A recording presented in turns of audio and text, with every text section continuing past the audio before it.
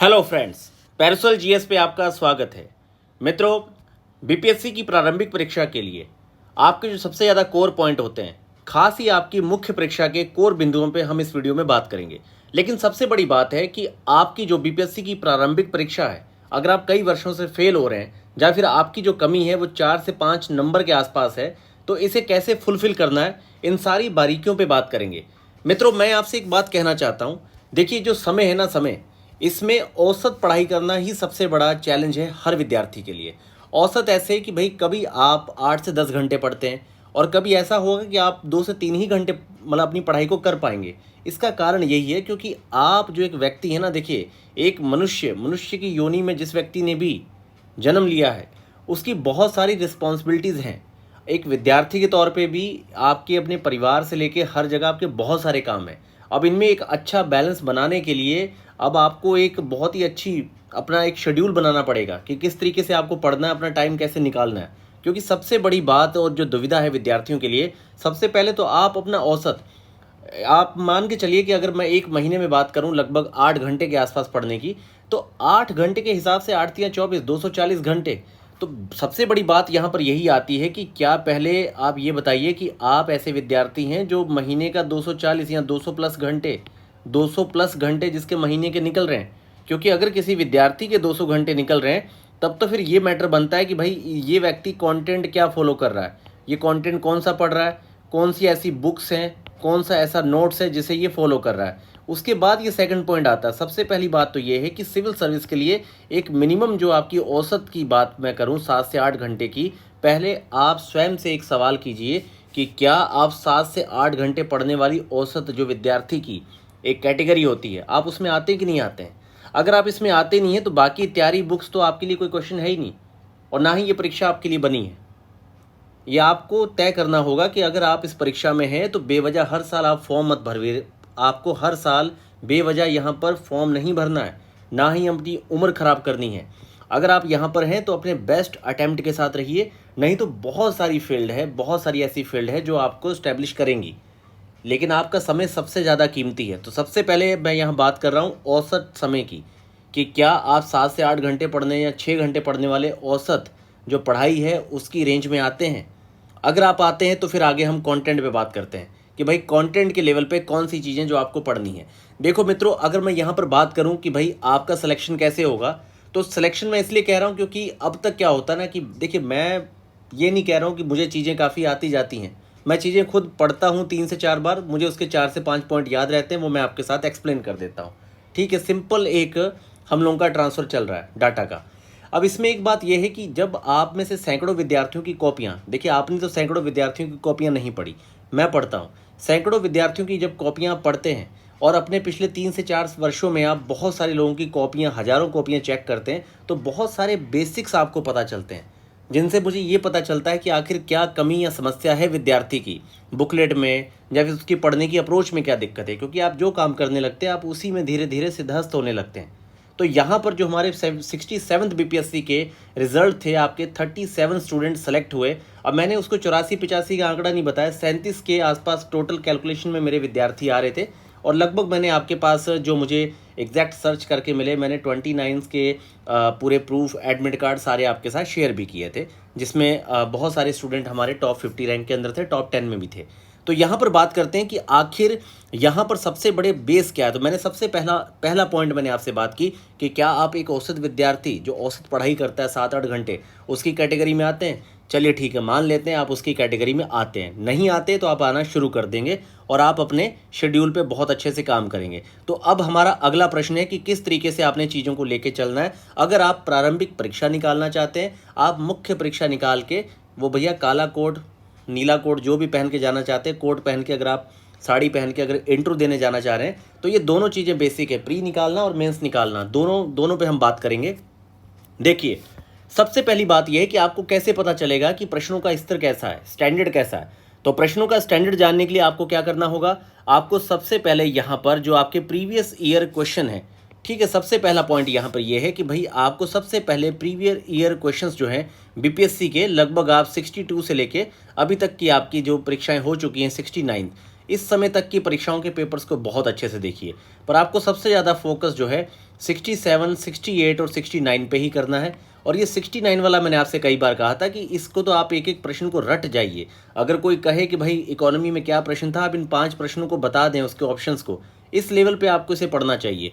इसलिए नहीं कि यहाँ से आपके प्रश्न आएंगे, इसलिए कि आपको लेवल पता होना चाहिए, स्टैंडर्ड पता होना चाहिए कि तथ्य आखिर किस तरीके के तथ्य आपके लिए सहायक सिद्ध होंगे।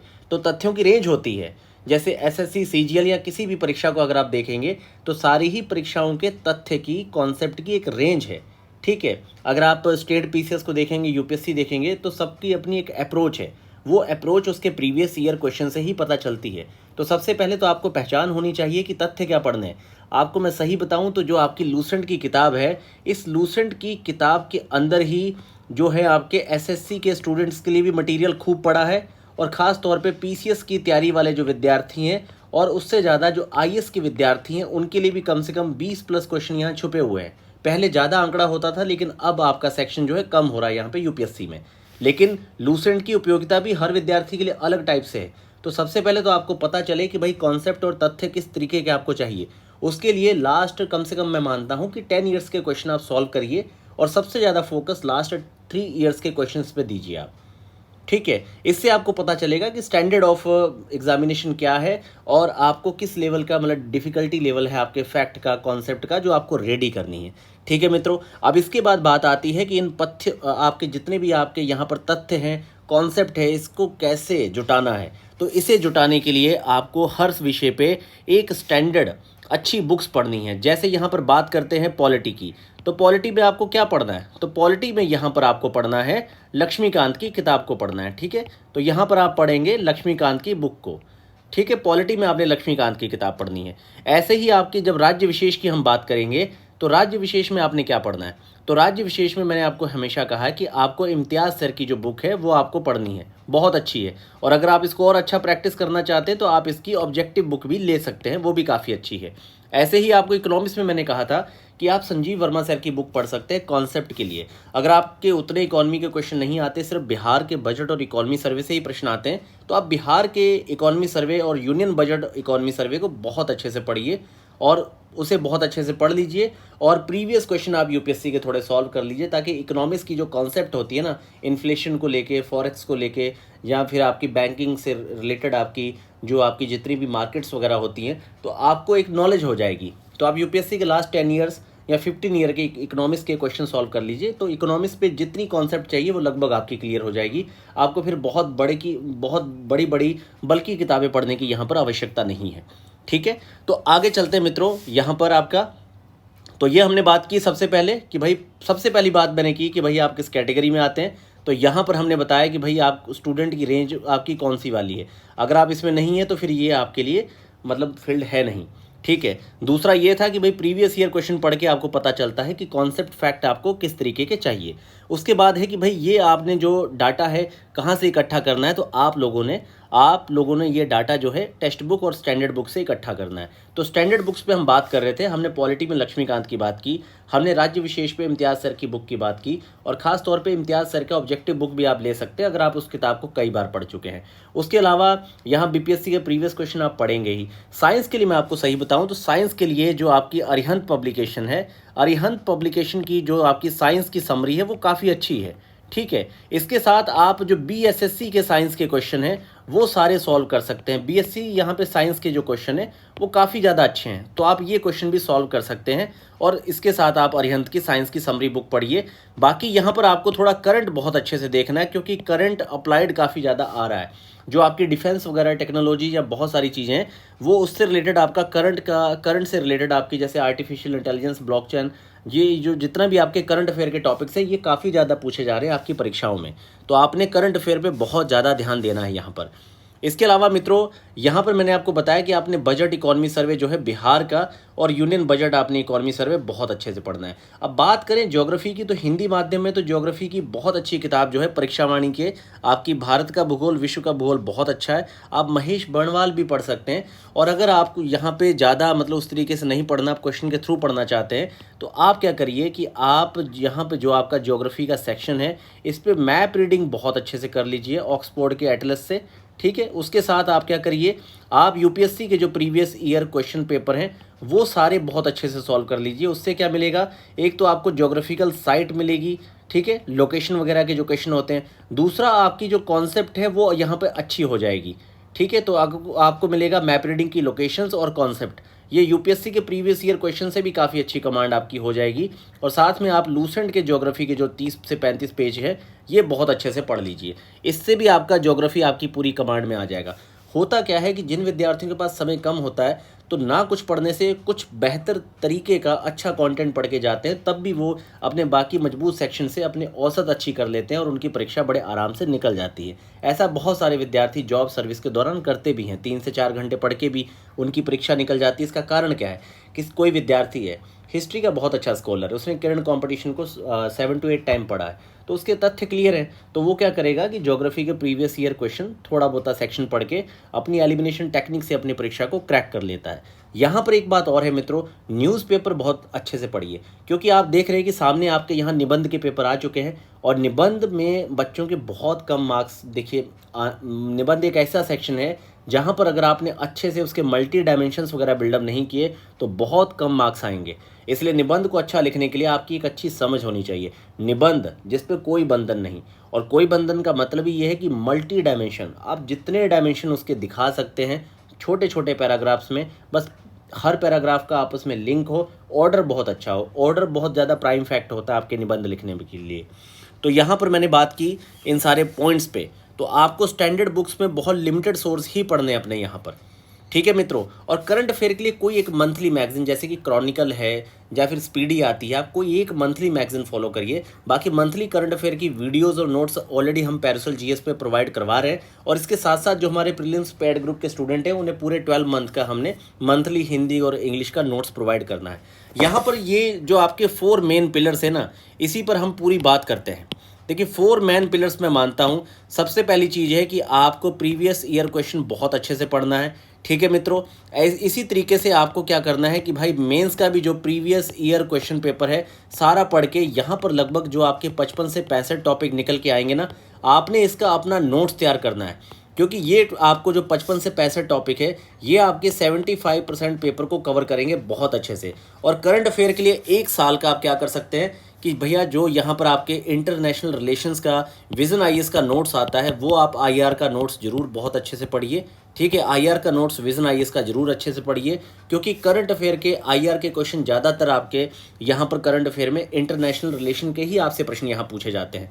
थोड़ा बिहार का बजट इकोनॉमी सर्वे का जो डाटा है ना उसे सेक्शन वाइज तैयार करिए। जैसे एग्रीकल्चर, तो एग्रीकल्चर में किस तरह की स्कीम्स है, प्रोजेक्ट है, कौन से बजट डाटा के एलोकेशंस हैं, वुमेन डेवलपमेंट पे क्या है, कौन सी स्कीम है, कौन से प्रोजेक्ट है, कितना डाटा एलोकेट किया गया है, हेल्थ में कितना किया गया है, एजुकेशन में कितना किया गया है, इंडस्ट्री में कितना किया गया है।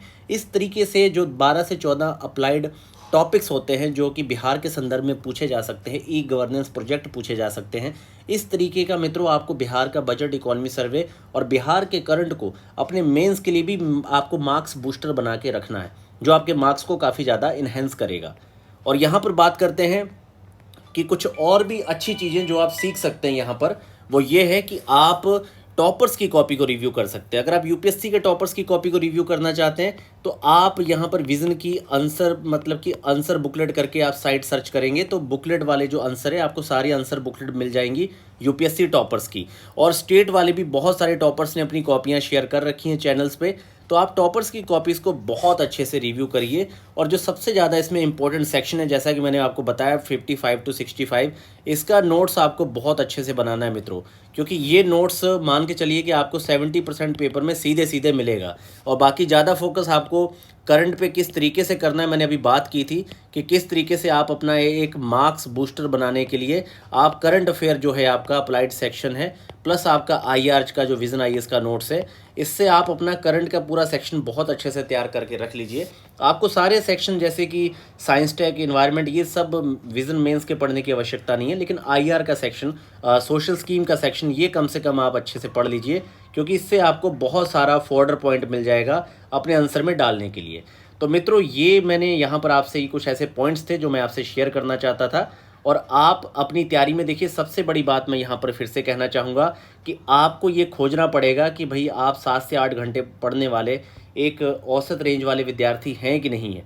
अगर आप 7-8 घंटे अपना पर डे का नहीं निकाल रहे और महीने की औसत आपकी लगभग 220 प्लस घंटे नहीं जा रही, तो आप बहुत कम मेहनत कर रहे हैं। ये फील्ड मान के चलिए कि 70 बीपीएससी आपके सामने हंस के चल देगी, आप पे नहीं निकाल पाएंगे आप।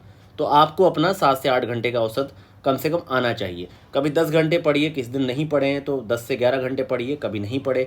तो इस तरह से टोटल मिला के आपकी औसत जो है वो आप जब भी आप जितना टोटल पढ़ते हैं, आपकी 7 से 8 घंटे की औसत आना बहुत ज़रूरी है।